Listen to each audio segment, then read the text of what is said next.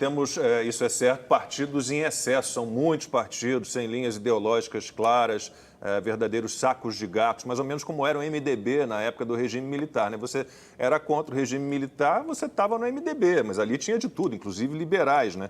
E aí falava aqui agora há pouco da classificação ideológica dos partidos no Brasil, por exemplo, os únicos que foram classificados como partidos de direita, não sei quem fez essa classificação, republicanos, PTB, PSL, Democracia Cristã, PRTB e Patriota. Eu gostaria de ter as candidaturas avulsas, independentes, né? Constantino, seria melhor, acho. Sem dúvida. E, aliás, isso suscita uma boa reflexão, Lacombe. Até conversamos isso com o senador ainda há pouco, né?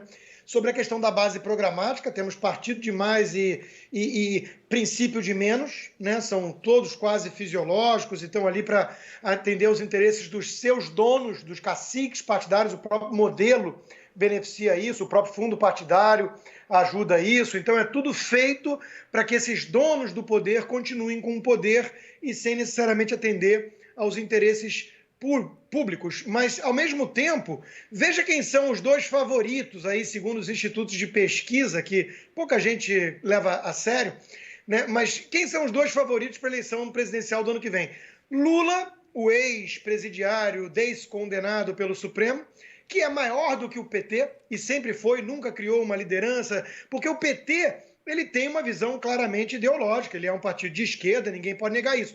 Mas, acima de tudo, virou uma quadrilha, né, de corrupção e desvio de recursos para enriquecer os seus comparsas ali do ex-presidente Lula e também levar um projeto mais totalitário de poder. E o próprio Bolsonaro, que sem partido está. Então, isso pode ser interpretado como uma questão do populismo no Brasil, por um lado, tem muita gente que bate nessa tecla.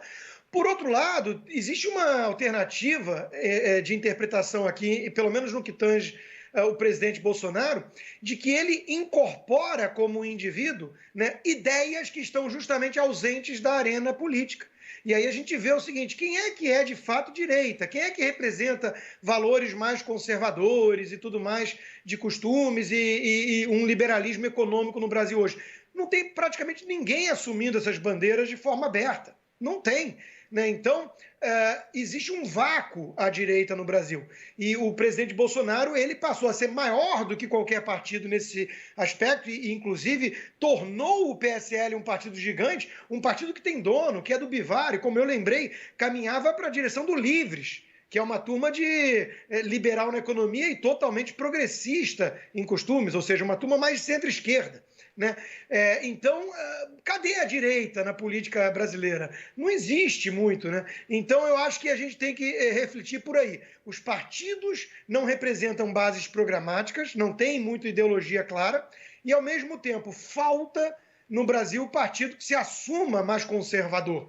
E esse vácuo vai ser preenchido por indivíduos, por alguém que não tenha medo de assumir essa bandeira, porque, sem dúvida, existe demanda reprimida, porque pesquisas mostram que a população brasileira, de forma geral, é muito mais conservadora do que esses ícones da política nacional.